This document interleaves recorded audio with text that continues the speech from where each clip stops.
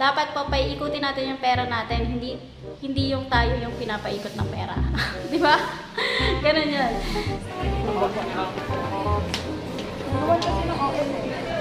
Ano to yun, di ba, ma'am? Oo, yan. Ayan. Gawa na. Napagod ako. At saka ano mo, meron. Ayan, so makalat pa.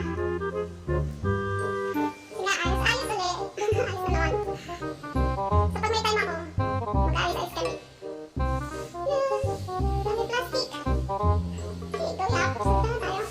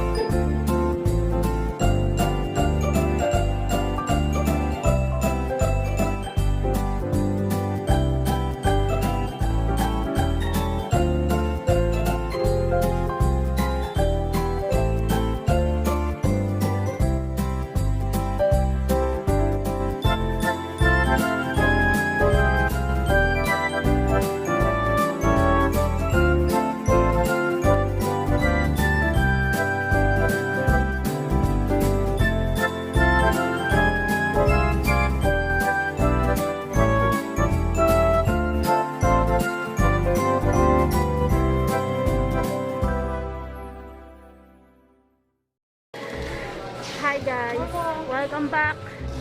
Okay, wait lang, prepare mo lang ako. Hawakan ko ba? Hindi, okay na. So hi guys, welcome back again to my channel.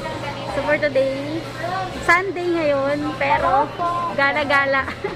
Hindi, Sunday ngayon, biglang may contract signing na tumawag.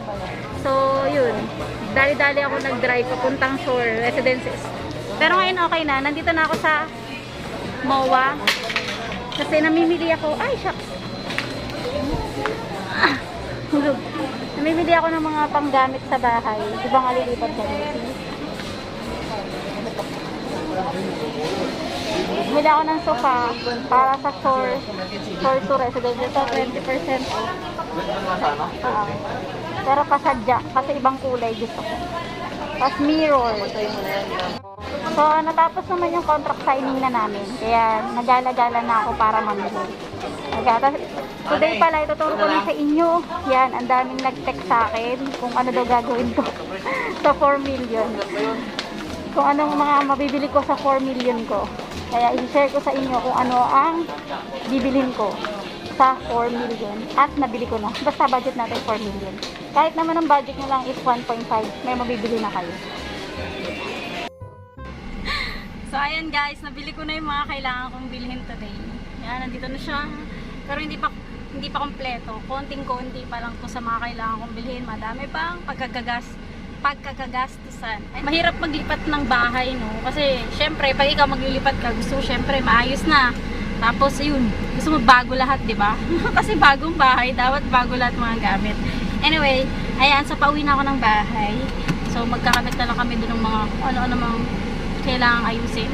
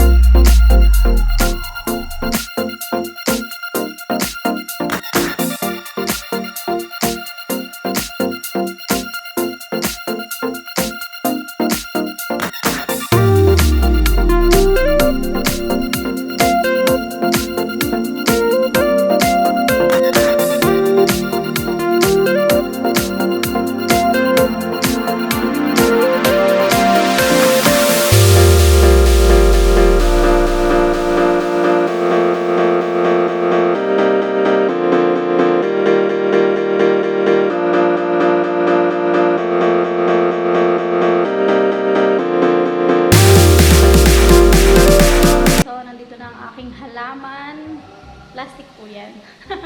Nabili ko sa MOA kanina. Ayan, so, Yan, yun po, ituturo ko po sa inyo kung ano yung ginawa ko sa 4 million. May 4 million ako, ano pong ginawa ko para makapag-invest ako. So, yung 4 million na po yun, makakabili na po ako ng 3 unit. So, paano ko po nagawa yun? So, right now po, may 2 na akong unit na nabili. Yung isang unit po is, hinihintay ko pa kasi gusto ko makabili sa S Residences. Kasi before nga, di ba, meron akong unit sa S Residences, pero ni-resale ko siya. Okay lang na na-resale ko siya, kumita naman ako dun. Kaya, okay lang. Yung una ko pong binili, ang cash out ko po doon is 1.2 million sa Shore 2 Residences. Naka-bank financing po ang unit.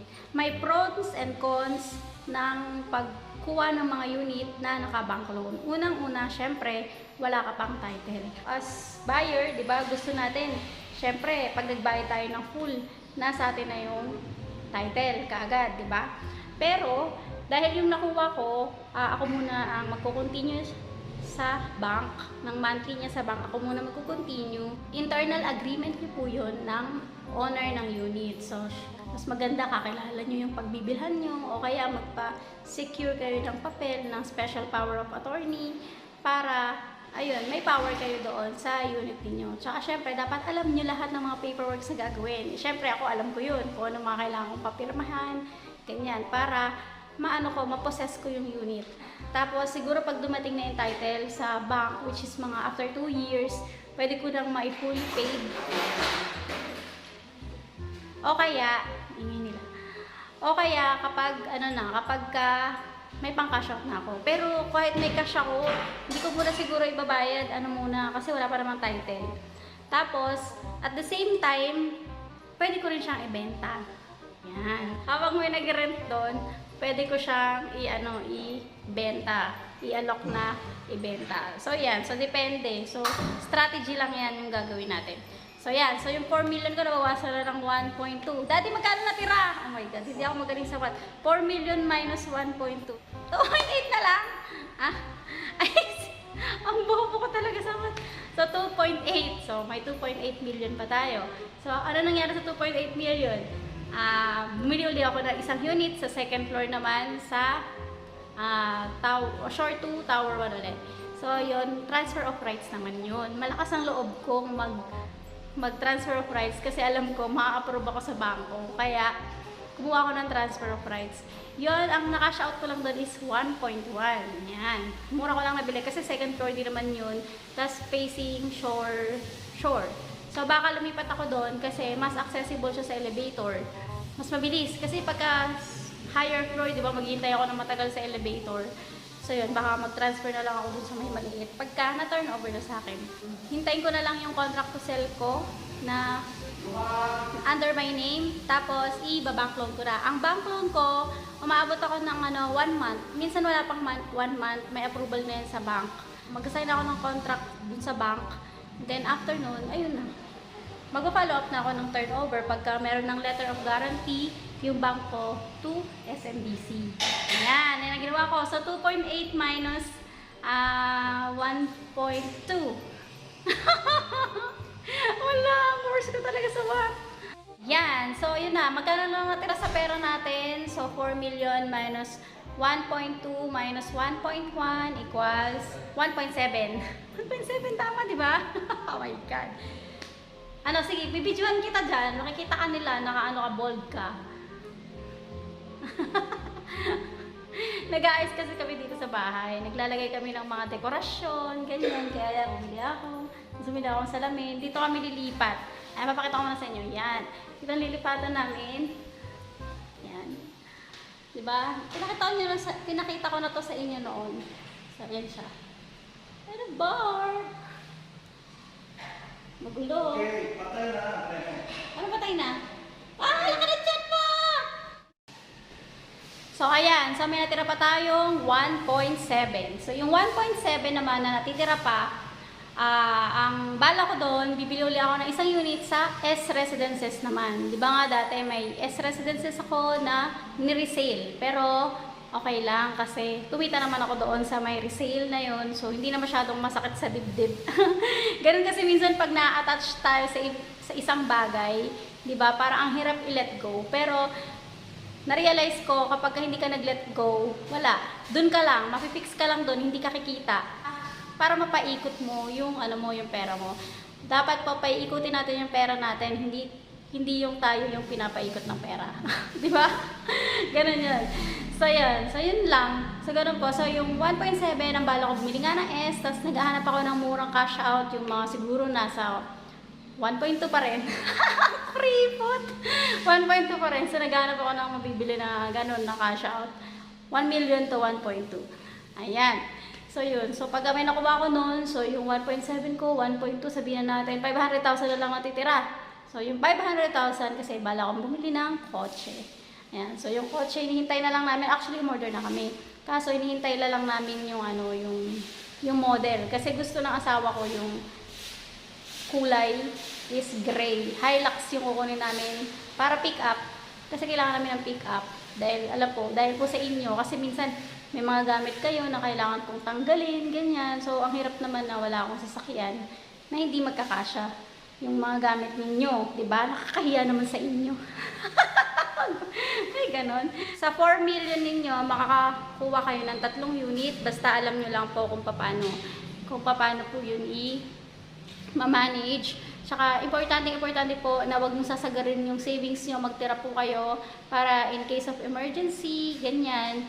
So, kung ano lang po yung kaya ninyo, hindi ko naman sinabi na may 4 million kayo, ubusin nyo lahat doon. So, kung ano lang po, yun po ay yung sa akin lang. Kasi po, yun po yung ginagawa ko. Tapos, after nun, resale, ganyan. Kahit magkano lang kitain, basta mapaikot-ikot yung pera. Diba? Sayang din naman kung nakatenga lang din kung saan-saan lang, tapos di naman napapakinabangan, diba? Ayan. So, ganun yung ginagawa ko. Sana may natutunan kayo today. So, yun nga po, sa mga gustong mag-invest ng real estate dito sa Pilipinas, yun po, contact nyo lang po ako. May mga tumawag na rin sa akin na bibili sila. So, naghahanap ako ng mga mababang presyo para sa kanila. Ayun. So, pero ngayon talaga mababa talaga yung bilihan ng ng mga condo. Yan. So, swerte yung mga makakabili ngayon, yung may mga salapi. May mga pang-invest sila, swerte sila. Ayan. Okay, guys. Tapos na tayo for today. Thank you guys for watching and please don't forget to subscribe to my channel. Bye!